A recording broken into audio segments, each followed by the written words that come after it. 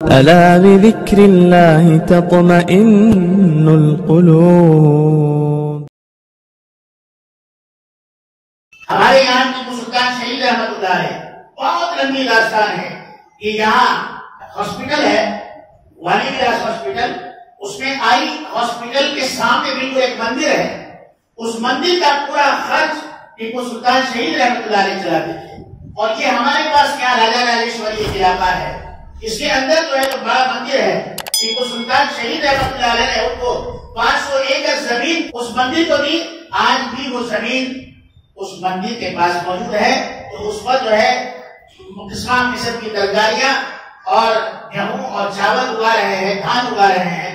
اور ٹیپو سلطان کو معلوم ہوا کہ فلاں مندر یہ شیواجی جو گزرے ہیں مراٹھوں میں، انہوں نے جو ہے ایک مندر توڑ دیا شیوگا کے علاقے میں. اب وہاں ٹیپو سلطان شہید کو جب معلوم ہوا، ہندو روتے ہوئے آئے کہ صاحب ہمارا مندر توڑ دیا.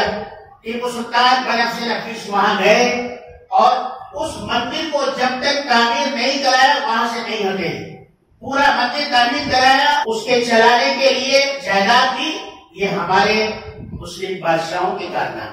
ہمارے نوجوانوں کو یاد رکھنا چاہیے کہ ہماری جو سابق جو تاریخ ہے وہ نہایت سنہری تاریخ ہے. ہمارے بادشاہوں نے کبھی عصبیت اور کبھی کسی غیر مسلم کے ساتھ غداری نہیں کی اور ان کو کبھی ملک دشمن قرار نہیں دیا، ان کو برابر کا حصہ دیا. انہوں نے اپنی فوج میں غیر مسلموں کو بڑے بڑے عہدے دیے. آپ دیکھو ٹیپو سلطان شہید رحمت اللہ علیہ کی فوج میں ہندو لوگ بڑے بڑے جنرل اور کرنل تھے. ابراہیم لودھی کی فوج میں اور اس کے بعد بابر کی فوج میں بڑے بڑے ہندو لیڈر، ہندو جو تھے وہ وہاں کے کرنل اور جنرل ہوا کرتے تھے. ان کی فوج میں بڑے بڑے عہدوں پر ہندو فائز تھے. انہوں نے کبھی یہ نہیں دیکھا کہ یہ ہندو ہے، انہوں نے یہ دیکھا جس میں جو صلاحیت ہے اس کے مطابق اسے کام لیا جائے. آج جو کہتے ہیں کہ بابر نے مندروں کو ڈھا دیا، یہ بالکل جھوٹ ہے. تاریخ میں کہیں کوئی اس کا ثبوت نہیں ہے. زبانی جمع خط سے کوئی فائدہ نہیں. بہرحال میں یہ کہہ رہا تھا کہ ملک میں 1 سال میں مسلمانوں کی حکومت رہی، انہوں نے کبھی ہندوؤں پر ظلم نہیں کیا. ارے ابھی تو تمہیں 60-70 سال ہی ہوئے ہیں. اس 70 سال میں 74,000 فسادات، 74,000 فسادات پورے ہندوستان میں ہو چکے ہیں. یعنی ہر سال کتنا فساد ہوئے؟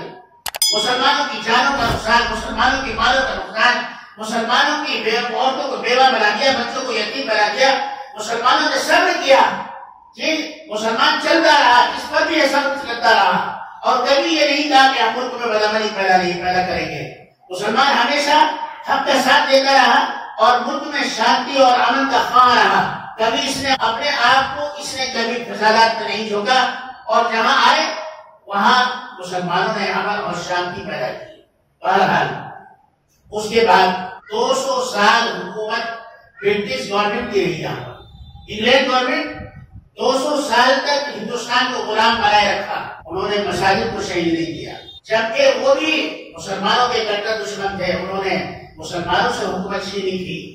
اگرچہ انہوں نے لاکھوں مدارس کو جو ہے انہوں نے شہید کر دیا. صرف اور صرف دہلی کے اطراف میں 10,000 مدرسوں کو شہید کیا. اور آپ کا گلبرگہ اور بیدر اور اس علاقے میں جہاں جتنے مدارس تھے آج بھی ہیں، کئی سو سال پرانے مدارس، وہ تمام مدارس کو تحریک کر دیا اور ان کو بند کرا دیا، بلڈوزر چلوا دیے. لیکن مسجدوں کو انہوں نے ہاتھ نہیں لگایا. اور یہ ہماری حکومت جس کے لیے مسلمانوں نے اپنے 1-2 سال نہیں 100 سال تک انگریزوں سے لوہا لیا اور جنگ آزادی میں 1 کروڑ مسلمان شہید ہوئے اور 10 لاکھ وہ بچے مسلمانوں کے جو شیر خان کے دودھ پیتے تھے ان کو مولی اور گاجر کی طرح کاٹ کر پھینک دیا گیا. 1 کروڑ 10 لاکھ مسلمانوں نے اس ملک کو آزاد کرانے کے لیے قربانی دی. اور آج یہ کہتے ہیں کہ ملک تمہارا نہیں ہمارا ہے. یہ کبھی نہیں ہو سکتا ہے. میں اپنے نوجوانوں کو کہوں گا کہ وہ سینہ کاٹ کر جیے اور کبھی اپنے اندر احساس کمتری پیدا نہ کریں. ہم ہندوستان میں کرایہ دار نہیں ہیں، ہم ہندوستان کے مالک ہیں. ہم ہندوستان میں جیسا ایک ہندو مالک ہے، جیسا ایک عیسائی مالک ہے، آپ کی پوجا کرنے والا مجوسی مالک ہے، بدھ مالک ہے، اسی طرح مسلمان بھی اس ملک کا مالک اور اس ملک کا وفادار ہے. کبھی جو ہے اپنے اندر احساس کمتری پیدا مت کریں.